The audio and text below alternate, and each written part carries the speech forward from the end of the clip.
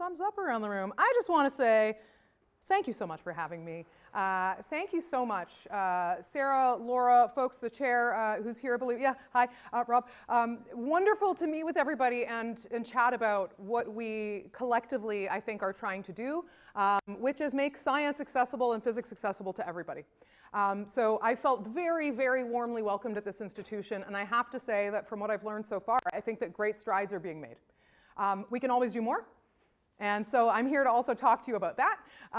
But largely, I'm here today as a representative of the larger group working on this we've called it CanPhys Counts, and I actually remember cooking that name up and thinking it was like a temporary thing and it wouldn't stay. But this is what we're calling it now. For those of you who cook up strange titles, I'm one of you. Absolutely. So Canadian Physics Counts is the expanded acronym there. And I'm wearing this ribbon here, and I just wanted to say that this is in commemoration of the women who were murdered in the Faculty of Engineering at l'École Polytechnique in 1989. I have a few extra here that my students kindly brought, and also some wind swag if anyone feels like they want to have some symbol of inclusion if you don't have one already on you. Interestingly, research shows that these kinds of symbols can actually do things like reverse the effects of stereotype threat. Stereotype threat being the phenomenon where you fear that you will act in accordance with a negative stereotype of your group. So if you want to put one of those on, come and get some stuff. Say hi. My cards are up here too. Just wanted to note that. So I'm going to get started by echoing that the land that we are on is sacred. I loved your land acknowledgement piece. I think that it is a conversation that we all need to be engaging in. I as well am the descendant of settlers. And if you don't know whose land you're on, there's a great website for that, and it's called Whose Land. And you can look it up and you can see. And so I'm coming from the traditional lands of the Haudenosaunee, Neutral and Anishinaabe people, and I'm grateful that I get to live, work, and play on that land. When I think about physics and the laws of physics and relating to the laws of, I think this is actually something you said last night, Joe, was like the laws of nature. And when I think about how important the laws of nature are to your field and what you do, this is intrinsically tied to an appreciation for the land that Indigenous communities have had since before Western history began. And so I think that that's really critical for you to think about, too, as physicists, as we kind of move through this conversation. If you don't know about the legacy of residential schools or the 60 Scoop, I suggest that you read up on those topics. And also our truth and reconciliation commitments, 94, only 10% of which have actually been acted upon since 2015. And so again, if you want to read more into that, I would suggest you connect with the office that Sarah recommended.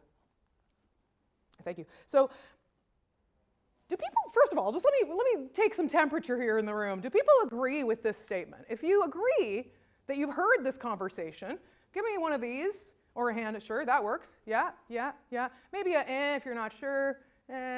Maybe like, I've never heard of what you're talking about. I don't know what you're talking about. Okay, so most people, right? You and yourself right now are providing evidence that, look, we are seeing that this conversation is globally relevant. Demographic diversity is particularly what I'm talking about. And by that I mean variables of identity. According to our Canadian census, things like gender identity, things like our age, our race or ethnicity, our religiosity, et cetera. So that's what I'm talking about. A lot of people go, don't you mean diversity and discipline? And that is a whole other conversation that I think that we absolutely need to have. But that's not the focus of this work. There is an abundance of literature now spanning decades of social, psychological, and organizational research, focusing on why people do the science they do. In physics, that has really ramped up in the last few years. So we're looking at, there's all sorts of experiments around, how to elicit sort of more welcoming environments for folks in physics, testing things experimentally, like I said, gender stereotypes, childhood socialization. We know about these factors that contribute to the scarcity of women in science in particular, but also of racialized folks, of queer folks, of folks with disabilities, and all of those intersecting identities. You've probably heard of it, but I'm not going to go into that literature today. If you're interested and you want references on those things, here's my card.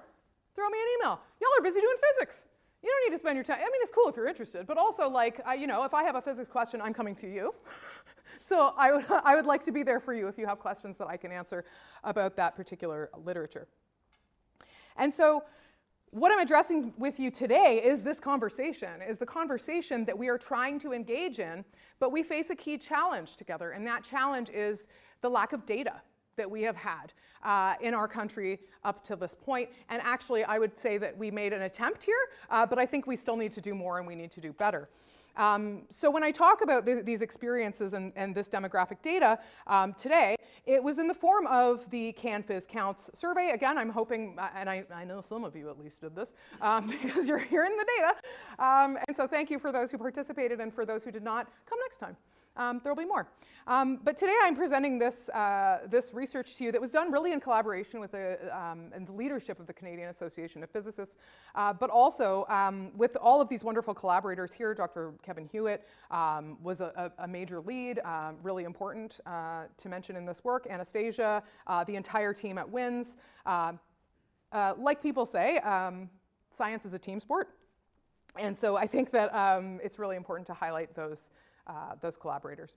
And so just to give you a bit of context, I'm not going to go into a lot of social psychological theory here or reasons that, like I said, that we've talked about these factors that influence this. But let me tell you that the data in Canada do show that women remain underrepresented in physical sciences in particular, in chemical sciences, hovering around that, about 30% that you probably hear about, 20 to 30% in the engineering and physics faculties. And in response to the lack of gender diversity, we have seen a lot of programming. So we've seen a lot of government initiatives at different levels, including conferences promoting women in physics, ENSER chairs for women in science and engineering, the Waterloo Charter for Gender Inclusion and Diversity in Physics. And if you haven't seen that, I would suggest that you take note and look it up. Again, often we do work in equity spaces, but there's so few people that we don't tell anyone, or we don't have the resources to spread that message very broadly. So I'm just telling you some of these pieces now. And the Dimensions Charter, which was a federal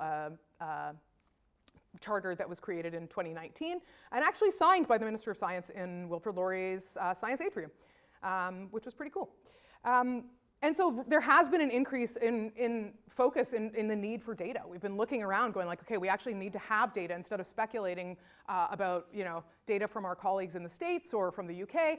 What does this community look like? Who are you as Canadian physicists? And also, what do you experience? And so, for instance, to date, there are no Black or Indigenous women who have tenure in physics in Canada. Does that surprise anyone? Yes, a little bit, and then also no, right? So you're going to see this across the room. I don't, right? I'm saying this to you now, and there's a citation backing this up, but this is because of a search that we have done, not because of empirical work. This is why we need data, because can we really say this with absolute confidence? I'm like 99%, right? You got to have the data before you can actually speak about whether or not this is actually true. Similarly, data has been really leveraged, as we've seen in the context of the COVID-19 pandemic, which is setting women and racialized scholars back decades in terms of productivity, and also highlighting things like inequities in caregiving experiences and the impact of that in the context of the pandemic. So I'm going to touch on a few of those points. So we focused on addressing these kind of gaps in knowledge by focusing on 4 central questions. So, who the heck are physicists in Canada? I mean, it seems very simple to ask, but there are many, many multiple axes of identity, right? And also trying to get a fulsome understanding of who this community is relies on the participation of the whole community, which sadly we don't have.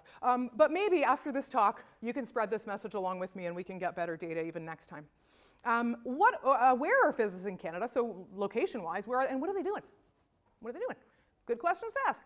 So I'm going to give you more samples of measures as I go along and further into the methodology here.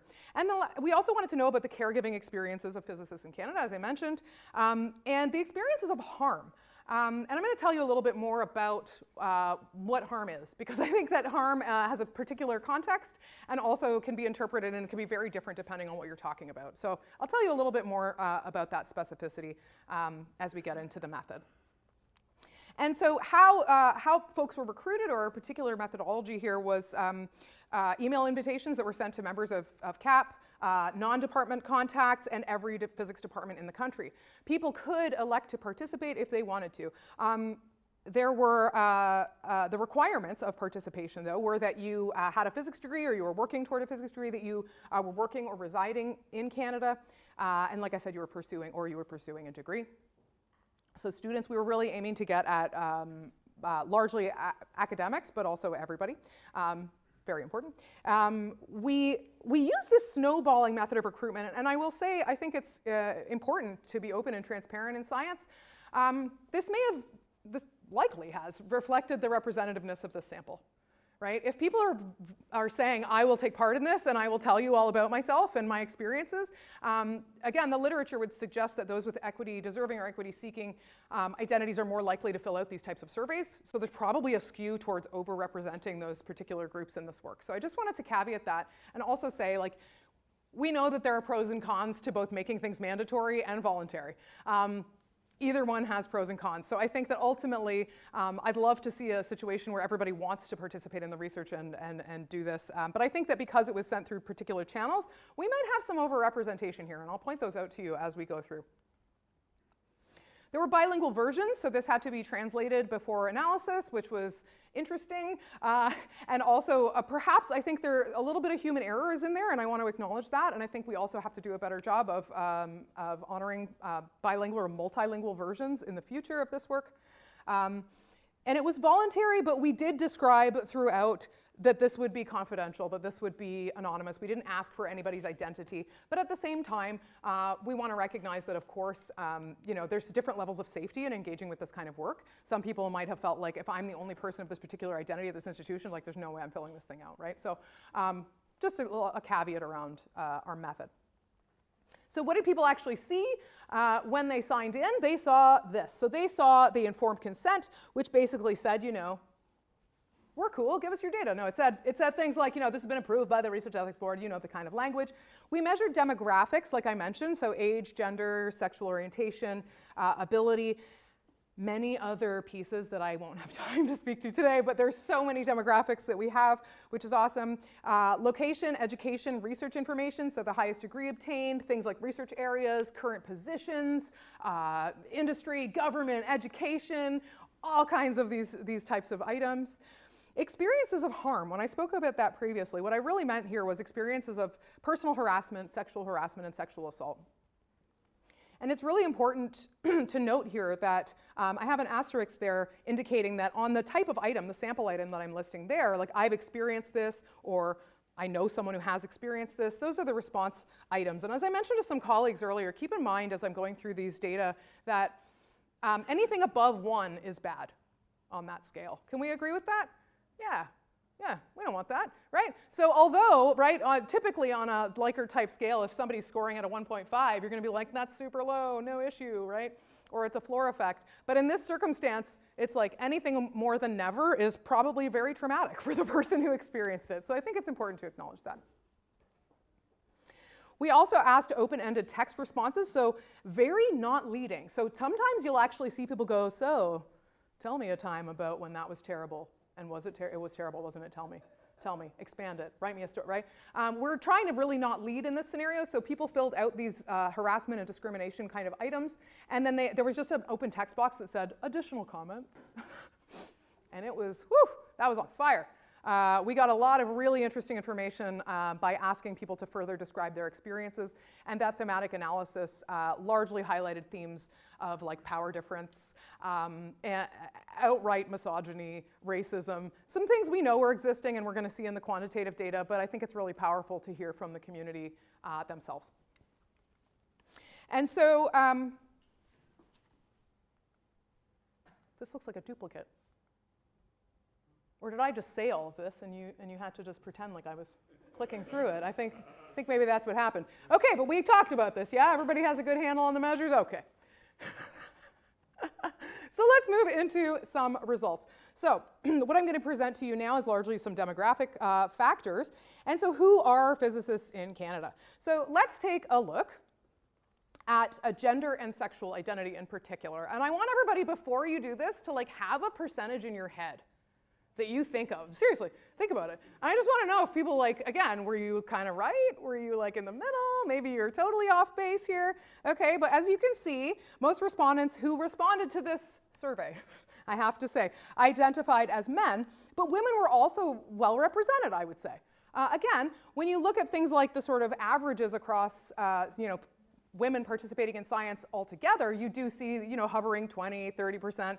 But as I've talked with your colleagues about too, we need to stop using that STEM thing and get into the more specific fields, because biology and engineering are vastly different in terms of experience and representation.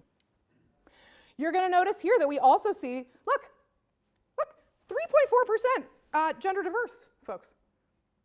So I'm just curious, again, using my hand measurement here, did you have this number in your head? Were you about, is this not what yeah, some people were like, that's probably what I thought. Was anybody really surprised? A little. What surprised you? That's a pretty large number, more than I would have thought. The women? No, of the gender diverse. Gender diverse, yeah. I think there is a caveat here, my friend, and it is largely that this was a very young sample, so largely student-based sample, and that's what StatsCan literature does show us, is that yes, the younger folks are experiencing a larger transition in gender fluidity and identity formation, and so we have to acknowledge that that plays a role here. Gender diverse, if you're wondering, what the heck is that? This was categories of two-spirit, non-binary, genderqueer, gender non-conforming, and transgender. Just to put that together for folks. And according to StatsCan, just under 1 in 100 adults aged 20 to 24 are non-binary or transgender, which works out to 0.85 of the youthful population. So just wanted to note that. So in fact, what I was saying was, I think in some ways, like, we're actually over-representing here, because I think of the snowballing. But this is not to say that these people don't exist. They're existing. And we have colleagues around us who identify this way. It's important for us to know this, because as we know, inclusion really matters and can make the difference between retaining people in physics and in science or not. In terms of sexual identity, most respondents were heterosexual, but again, we're seeing quite a big chunk here of sexually diverse folks, right? And again, according to StatsCan, approximately 1 million people actually are 2S LGBTQ plus IA in this country, accounting for 4% of the total population 15 and older. So again, I think because of the snowballing method we use, we're seeing largely that this is probably a lot of students, and so I'm very interested in this. I'm just realizing right now we don't have closed captioning on. I'd like to apologize for that. It'll be up on the YouTube recording. Okay, great. I just wanted to acknowledge that for accessibility reasons. Thank you so much, Sarah. And so I think that it's really critical when we look at these statistics, both to go, do things surprise us, do things not surprise us, and again, consider the methodology with which we garner this information, right? I'd like to say also there is racial diversity within the physics community in Canada. And so these categories that I'm going to show you are derived largely from StatsCan census. And again, think about it in your head. Come up with your number, and then, does this surprise you? So we see here actually quite a bit of diversity, I would say, within different racial groups. The prefer to self-describe, right at the very top there, that 1%. This is a collapsing of categories where people did write in options, and those categories were Jewish, human, and Canadian. So you can see that people have different ideas about what constitutes a racial identity. But importantly, I think that if we collapse this across, so again, there are issues with collapsing across categories, right? The experiences of Black, Indigenous, and racialized people are not all the same, but often we know that those experiences are more similar than those of white folks. And so there is some rationale for collapsing here, and what we see is 67 to approximately 30% of this community. And so I think that that's also important, because we see about 22% representation of what is classified as visible minorities in the Canadian context. So again, are we overrepresented here? Probably, because of likely motivational factors, but we won't really necessarily know that. In terms of disability, this is also a piece, thanks for coming. This is also a piece that we don't often talk about. If you are not aware of the textbook, Creating a Culture of Accessibility in the Sciences, I would recommend that you check it out, or even have Mahadeo Sukai, and I can write that name down for folks or spread that around, is the author and incredible advocate for folks with disabilities in the lab. And so I think it's really important that you know about that literature. And so what do we see when we look at self-disclosed or self-identified disability? Most people said they did not have a disability, but again, I do want to consider the population that we're talking about, the age bracket, largely students, et cetera, but that's not to say students don't have disabilities. For instance, in the Canadian context, if you were curious, for the entire country in 2017, 1 in 5 of the Canadian population 15 and over, or about 6 million people, have one or more disabilities.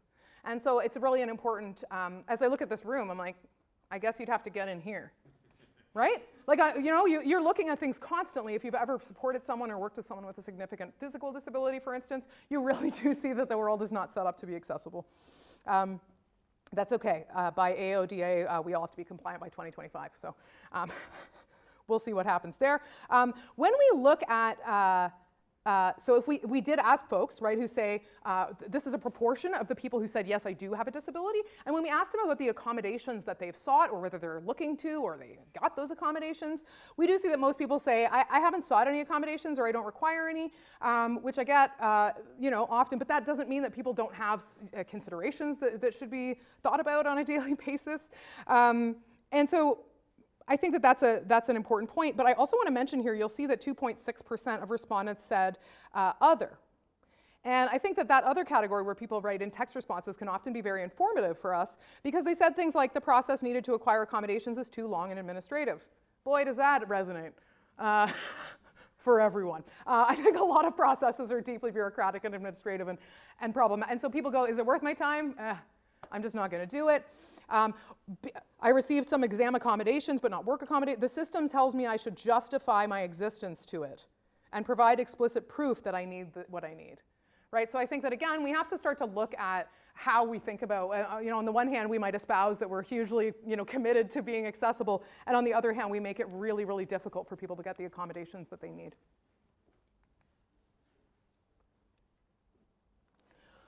I should have put this first, I'm sorry. Can I ask a question? Mm-hmm. How many responses overall to the survey, and what fraction of, you know, physics students responded? I'm so sorry I didn't put in that total N. 2,392. Yeah, so it's a pretty good sample. I'm so sorry, audience, I didn't say that. So it's a good sample, and thank you for asking that question. And in terms of the proportions, I'm going to show that to you. But thank you for the reminder, and where's my clicker? There we go. Any other questions while I'm just pausing for a moment? Yes? I guess, did you do a breakdown on, like, kind of disability, or was it just a self-identified, you have a disability, yes, no? The latter. Because I think that that's a critical point of limitation too. We need to understand, and depending on the framework that you look at, sometimes mental health, for instance, is classified as a registered disability, sometimes not, sometimes it's a significant barrier. Physical disability, I think that knowing the nuances of disability is really critical to then being able to provide resources where they're needed, right, for accessible learning versus classroom accommodations and structural accommodations, yeah. Yeah? On the last step that you showed, you had like identification of disability on the left and then accommodation stuff on the right.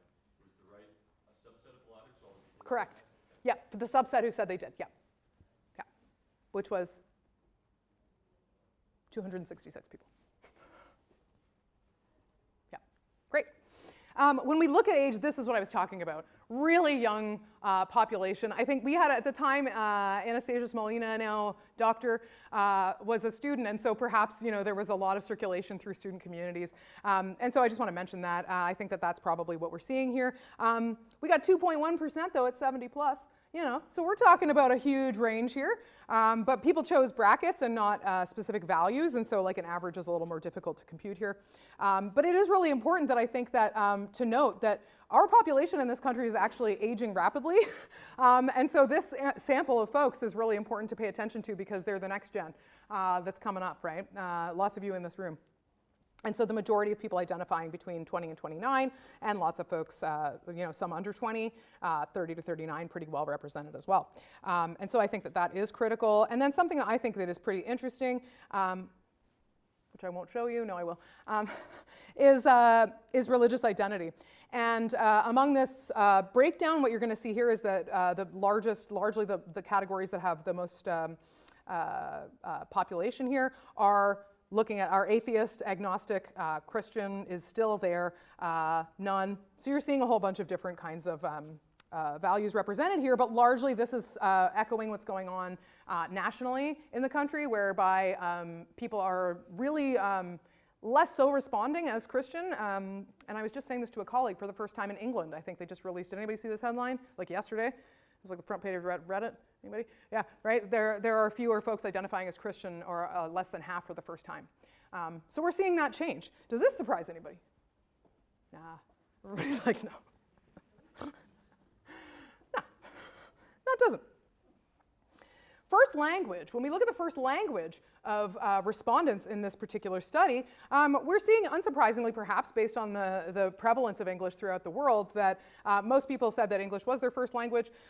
Some said French, but many, many, many spoke another first language. And I want to highlight the beauty, and I want to do something with this. If you have ideas of how to display this in an interesting way, let me know, because that's boring. But what it does highlight to you is, I think, just the immensity of the diversity of languages, right? Reflecting back to the diversity within the community, right? If folks are speaking all of these beautiful languages and different languages, this perhaps highlights different identities, different capabilities. Also, folks who are multilingual have like greater neuroplasticity, which is pretty awesome. Just want to note that. So I think that this is really cool. I think we should do something with this finding. I need so much more time. I didn't book enough time. Damn. I just get so excited. How's everybody doing? Are you with me? We're good? Yeah, okay, you're along with me on this journey. I really appreciate it. It's very helpful. I need my team behind me. Okay, so let's talk about where physicists are. Okay, and then we're going to talk about what they're doing. But I do want to get to the harm stuff, because I think that that's really critical. And then also some actions we can be taking. When we look at this result, what we see here is that most folks are saying they're born in North America, but I also think it is really important to acknowledge that Eastern Asia, Southern Asia, and Western Europe have some pretty good representation. When we look at where respondents are in this country, we can see here, well, there are 2% who are outside of Canada, and that's okay. But we do see that Ontario is really pulling the majority of the sample here, but good substantive representation in Quebec, in BC. Less than 0 percentage-wise is Northwest Territories, as well as the Did Not Answer group and Prince Edward Island, in case you were curious. So this may make a lot of sense to folks, depending on where institutions are, right, and where research institutes are. When we look at education fields and current positions, what are folks doing? This was a flaw, I think, or a limitation of the methodology, such that folks could select as many as they wanted. And so what I learned from this was that y'all are studying everything. That there's a lot of work going on where you're like, it's particle physics, it's nuclear physics, and I was like, oh. So in many ways, it's very difficult to kind of code out when somebody says I'm doing 6 things, or I have education in 6 different fields, right? To then say, let's compare particle physics, right? And another area of physics. So I think that that's, again, further work for my colleagues and I, and hopefully us to collaborate. You know your own context best, so perhaps you can also contribute and advise on our next iteration. I think it is important, though, multiple selected and did not answer. You're like, okay, come on, didn't answer. That's a critical item I really wanted to know. And then general physics, right? So it's like, I think we need to improve our methodology so that we can get greater specificity there. When we look at positions, this gives you, Rob, a more discrete sort of value that's 60% of the, right? So this gives you a really good idea that it's really explanatory, I think, to many of the demographic axes of identity that we are seeing. In terms of caregiving experiences, what we're seeing here is because, again, largely student sample, largely students, most people are not caregivers, right? So then you're like, right? But what if we select out the people who are, right? Again, a small proportion said that they were. But I think that like I said, it's critical to look at the impact and also like increase and decrease during the COVID-19 pandemic. And so there is reason to think, hang on, one more second here. This is the proportion of caregiving responsibilities. And again, you're gonna see that the did not answer is a reflection of most people who said no, right? But if we instead go to just focusing on the people who said they were primary caregivers, there is a reason to hypothesize that caregiving responsibilities are going to differ across demographic groups, right? And we've seen that, I think, largely emphasized in the pandemic. So previous research showing that women and racialized scholars are responsible for the majority of caregiving experiences.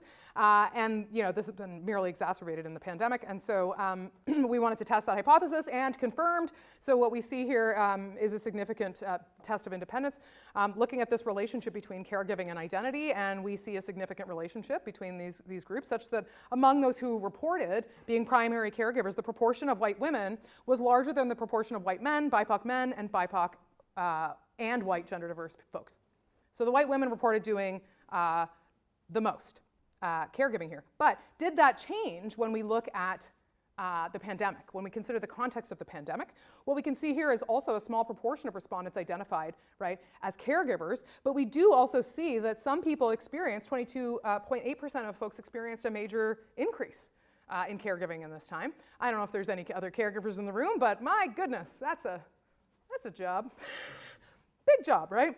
And again, we wanted to know, is this falling on particular folks? And yes, again, hypothesis confirmed. Among those who reported the major increase due to the COVID-19 pandemic, the proportion of BIPOC women and white and BIPOC gender diverse people, working professionals, specifically this time, was larger than the proportion of BIPOC men, white women, and white men. So this tells us that in particular, certain groups are being impacted by this pandemic in particular ways, which again, scholars are theorizing will take decades to recover from. So I think it's really critical that we start to embed some of the practices as recommended by scholars like Davis, and I'll send you that paper if anybody wants it, but things like not having meetings when it's time to pick up your kids from daycare.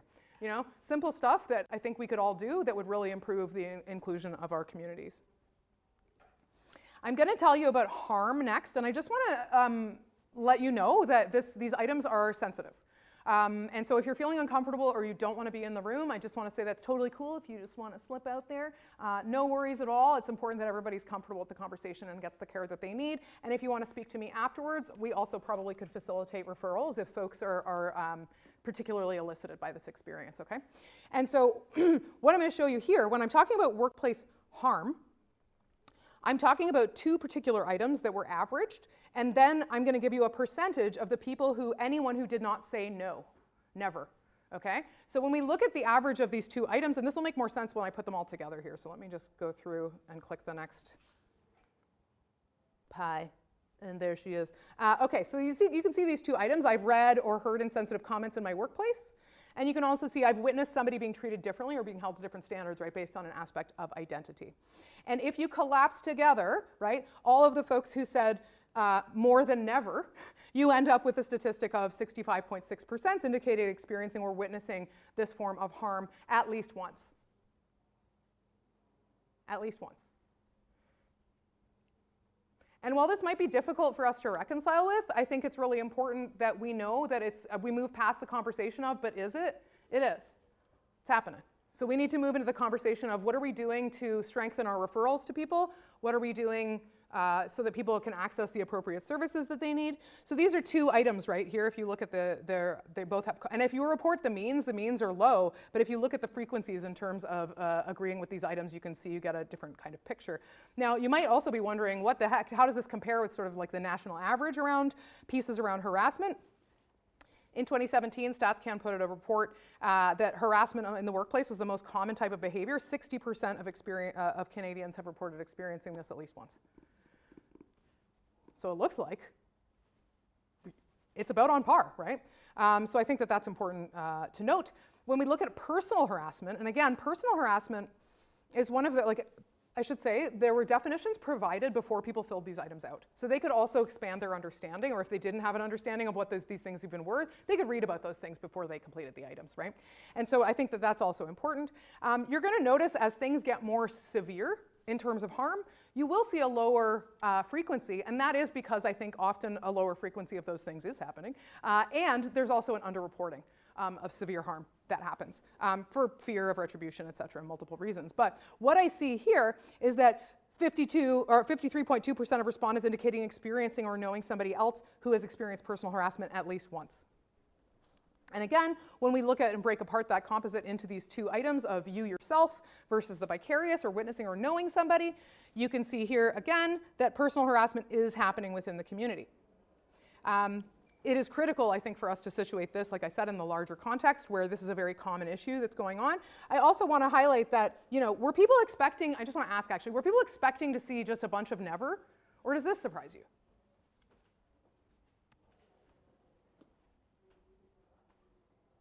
Not sure what to think about it. Not sure. Head cocking. Not sure. I know. It kind of takes a minute to digest, right? And I think that's fair. This is a difficult conversation.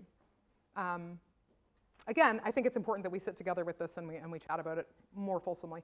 When we look at sexual harassment, again, you're going to notice that entire percentage going slightly down, but still, I want to say that that's pretty startling, I think. 31%, 32%, if you round up, of respondents indicated experiencing or knowing somebody else who had experienced sexual harassment at least once. We don't have direct questions about, what was the context of this?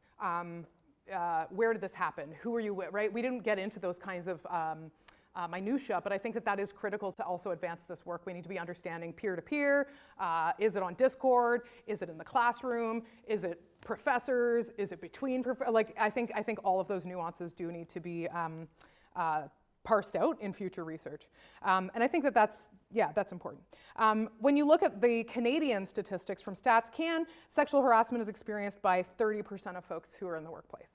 And so again, about on par. Is there a reason to think we're any different? No, we're falling right in line, right? When we look at sexual assault, again, our frequency analyses tell us that 11.7% of respondents indicated experiencing or knowing somebody who had experienced a sexual assault at least once. At least once. It's really important. It's really important for us to have this conversation.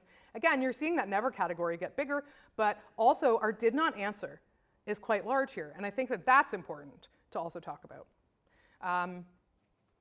Is it true, or are people just not answering? I think we need to also look at who's not answering, but that's difficult to do when you don't have identifiers in your data too. But I think that it's critical that we have this conversation. Again, when you look at the StatsCan report that I was citing there from 2017, sexual violence is experienced by 3% of the Canadian population. And so is it particular to this community? Maybe there's something going on because of the gender proportions, right? Maybe there's something going on in terms of reporting structures, or right, folks aren't sure how to report. I'm not sure. And I think that that's a conversation that we all need to have. I don't understand these numbers. You have 11.7% there. Yeah. Never is 75, and did not answer is whatever that is, 20 odd. So the category that I would have thought made up the 11% is the 1.2, 4, 2. It doesn't add up to 11%. Averaged with this item too. Oh. Yeah, it's the composite. So I put the two items together to create a composite of all over harm or harassment. And then if you break that apart into these two separate items, those are the distributions. Sorry, that wasn't clear. Yeah. But you're also reporting people who know someone else who Yes. reported Yep. sexual assault. Yep. So, but the 3% or 2% here that have reported themselves, that's comparable to the number you quoted for. Right. Yep. Yep, good point.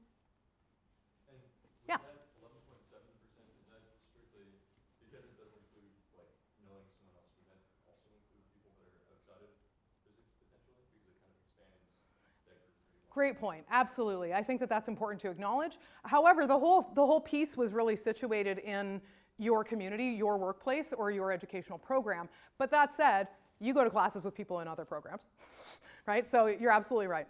Yep. I think what this calls for is more nuanced work. Hi. I'm just wondering if you broke down any of these categories on race or gender or age or positionality. Yep. Good question. I was like, Yep, we did. Okay, there's a lot of pairwise comparisons going on here. Whew, it's a heck of a model. So that was my next lead, and thank you. I was like, you might be wondering, is this is equally experienced across different groups. I'm just going to show you this one plot here, which is the average of the two item composites. So of hearing or reading about insensitive comments, and then witnessing unfair treatment that someone has experienced based on identity. Okay, those are the two pieces. Many pairwise comparisons to look at. And some things to note here as you're going through this is that white men are experiencing and hearing about and knowing about these issues. It makes sense, they're the majority of the community. So they're reporting that too. So I just want to note that. Often people are like, white men are not a part of this conversation. No, they are. They're a very important part of this conversation, right? And that's critical to note. So if we look at this by the academic sort of positions here, Ty, that I had articulated earlier, and I've actually had to collapse because of values. There weren't enough people in the BIPOC women and white and BIPOC gender diverse, so that's a mouthful. Forgive me for statistical power. But when you look at undergraduates here, you're going to see a pattern. And you're going to see the pattern where white women and that purple bar, so the orange and the purple bars, are approximately equal, and the pink and the green bars are approximately equal throughout. And again, I'm not going to list all of the pairwise comparisons. It's written in the full paper. There are a lot of them here, but what I want you to note is the particular pattern, okay? When we look at the PhD, again, you're going to see white women are actually higher this time, but you're going to notice that certain bars are particularly lower than others. At the PhD, you're seeing white women. Again, this is likely because of some greater representation in these categories too. You're going to see white women and BIPOC, women and white and BIPOC gender diverse. I need an acronym there or something. You're seeing that those folks are experiencing a lot of harm. In the postdocs, I don't know what to make of this finding here, really, where BIPOC men were reporting like very little harm on these two items. And I don't know. Again, I put it out to the group to think about why that might be. I think there's, again, some rationale, but we don't really have time to get into it.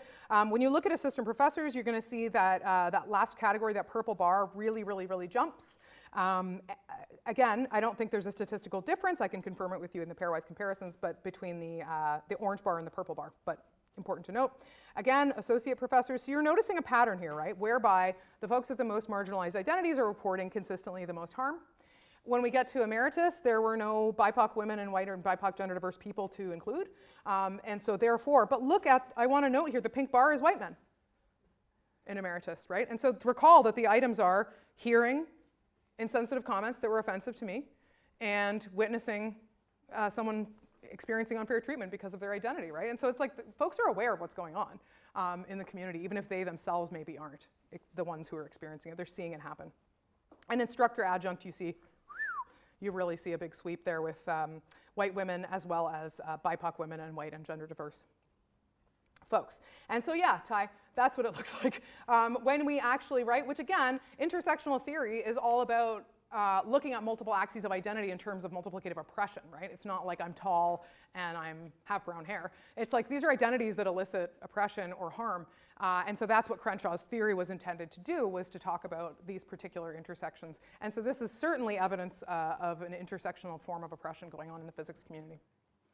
And so let me wrap up. I know I've said a lot and gone over time, and I'm so sorry. There's just so much to say, and this is such important data, and I really wanted to include as much as I could here. But I will just leave you with a few messages that gender and sexual diversity exist within this community. That's something that should be celebrated. That's something that's amazing. We often are just talking about what's problematic when we talk about equity, diversity, and inclusion. But really, I think it's actually a strength to talk about our uniqueness and all of the diversity that we have in the community. Racial diversity exists within the community. We know that that is a thing. Sorry, my clicker's a little off here, right? We know that there is diversity, but I want to also say, right, that less than 1% of respondents were Indigenous and only 1.2% were Black. That tells us something, right? On average, I believe it is 4% of the Canadian population is Black. Let me pull that number for you again. It's bigger than this. It's way bigger than this, but not over 10. That is what I can remember. Most marginalized identities are least represented, but experience the most harm and the most increase of caregiving, right, during the pandemic. And again, everybody, like I'm getting a lot of nods here, which is like, I think a lot of this data, like I said, is confirmatory, right? It's not necessarily like it's breaking the ground, it's confirming what we're standing on. And so I think it's helpful because we haven't had this data previously. Also, younger respondents are more demographically diverse, but this also, I think, tells us that we have a responsibility and also an opportunity when we're looking ahead, when we're looking at all the students in the room who are the next generation of the world's greatest physicists, right? That there's an opportunity that we have to think about how to work with you in terms of, really leveraging all the things that you're really talking about equity and enhancing things like policy and process so that when harm does happen, because as you've seen it might, that you know what to do and that you feel supported, because it's really critical that we keep every scientific voice in this room engaged in physics. What we need to be doing, in my opinion, and from my experience, is we need to be collecting more comprehensive data. And so you might have heard or participated, I know folks did, in the, let me just go back here. Yep, collecting more comprehensive data. We need to do that. So through the CAP diversity census, and that is currently happening. Call me. Engage with social scientists who do this work. Again, you're busy doing the physics, right? If I have a physics problem, you will be my first phone call. And so if you want to know, there's a possibility I know, or I know someone who does. So call me up. We can work together on this. I think it takes a group of us. We need to gain greater insights about the experiences of the physics community. So focusing on harm reduction, right? It's not a question of if anymore. We're looking at who's experiencing this and how are we responding as a community, and looking at accountability mechanisms, right? Hands up in the room if you know how to report harm if it happens. Okay, so there's quite a few folks in this room who do know. There are also some folks in this room who don't know. And I'm going to ask as a personal favor to me, but also to yourselves, that you find this process out before you're in crisis, or before someone you know is in crisis, because it is much more difficult to navigate through a system when you're in crisis. So please do that. If I could ask one thing, it would be that. We also know that there's great recommendations out. This is the Davis paper that I was mentioning. There are great recommendations in this paper around the things that we can all be doing to really just make the community more inclusive, especially in the context of the COVID-19 pandemic and increased caregiving. We know that recruitment and retention of diverse scientists needs to be a focus. Cultivating a sense of belonging to increase retention is something that a lot of folks have been working on for years now, but I think it's more important than ever that we really talk about what does that look like? Like, how do I embody that? Not just I'm saying the right words, but I'm really committed to doing actions that align with what I'm espousing as values, right? Whether that is a reminder of your identity, whether that's a rainbow sticker on your door. A lot of folks are like, that might be only performative, but I would still argue that it's an action that might signal inclusion to someone that could actually open up a safe space for them, or a safer space for them. So I think we need to know that. And I think lastly, we need to empower and we need to educate among all levels, among everybody, right? Just because someone has a PhD in something doesn't mean that they know everything, right? I think this expertise spillover was what I was chatting a little bit about earlier, where we assume we have competence in one area, and so we must be able to figure out, this is just a little human problem. We must be able to figure this out, right? We have to lean on each other for that and leverage people with power. When we have great examples of leadership, we actually do see that does percolate, right? That matters. You model that. Also, research shows that majority group confrontations of prejudice, in this example, men's confrontations of sexism, are perceived as more legitimate. It's annoying, right? As a woman, I'm like, ugh, I want it to be taken seriously. But at the same time, what that says for everyone who identifies as a man in this room is that there is a role for you to play, right? Not that, like, I didn't know what to say, because there are ways to do it. There are ways to be supportive and true accomplices to people without undermining their competence. And so let's look at that literature. Let's talk about how to do that. We got to start to use the systems around us instead of just fixing people, right? There's nothing wrong with someone who's experienced harm. The system has failed them. And so we need to increase our systems and use systems and put people, we need reporting mechanisms that actually make sense and that give us actual information and fulsome data. Everybody collects things in pockets. So I want to bring us back to the notion that this is a conversation that is global. This is happening all over the place. It's really, really important. I have 258 years up here, and I don't know if you've heard of this paper, but research from Holman et al. 2018 looked at the authorship in science for the past 15 years and found that despite recent progress, the gender gap appears likely to persist for generations, particularly in surgery, computer science, physics, and math. And so the gap is especially large in positions associated with more senior positions. But using this data, the authors propose that the best fitting linear model predicts it'll be 258 years before the gender ratio of senior physicists comes within 5% of parity, of gender parity. Yeah, somebody whistled there? Woo! Yeah, right? I don't know about you, but I don't think we have that long, right? I'd like to see things change more than that, right? So I just want to emphasize that this is a conversation that if we don't change things.